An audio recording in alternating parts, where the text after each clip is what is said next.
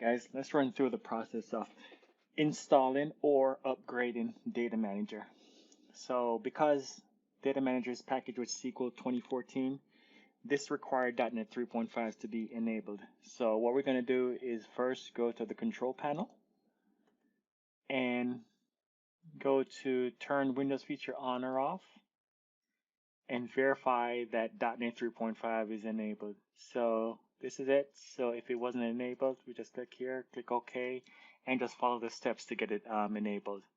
So in spite of time, I've already installed SQL 2014 in here. So this is what it looks like, and I have a Data Manager version already. So install or upgrade works the same. So I'm going to upgrade this Data Manager with this one. So simply double click on it. Click yes.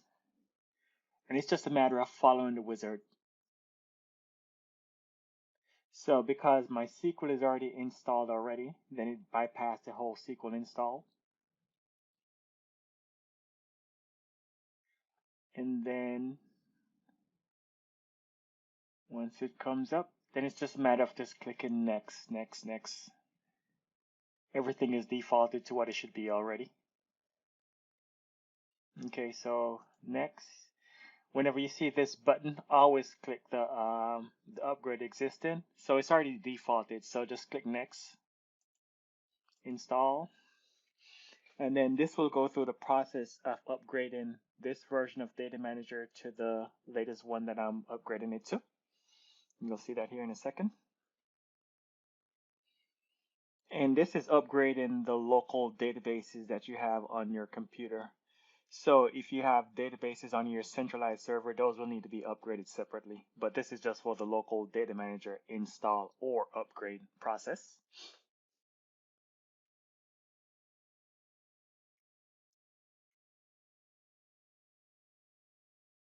So at this stage, it is currently upgrading the databases. So this will take a little bit longer to run than the normal process. And I'm using a VM, so it will take a little bit longer than a regular computer.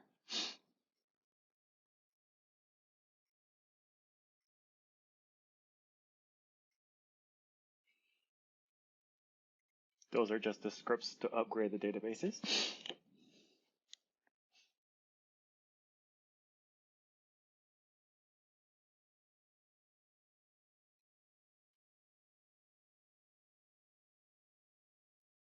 And this is just going through the wizard. This can also be done using the silent install commands as well.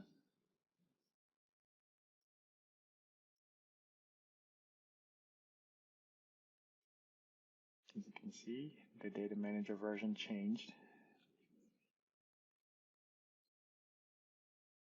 Then click Finish.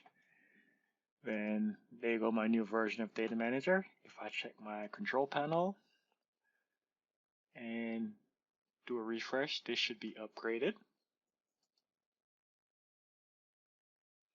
And there it is. That is how we will go through and either install or upgrade Data Manager. All right, thank you very much.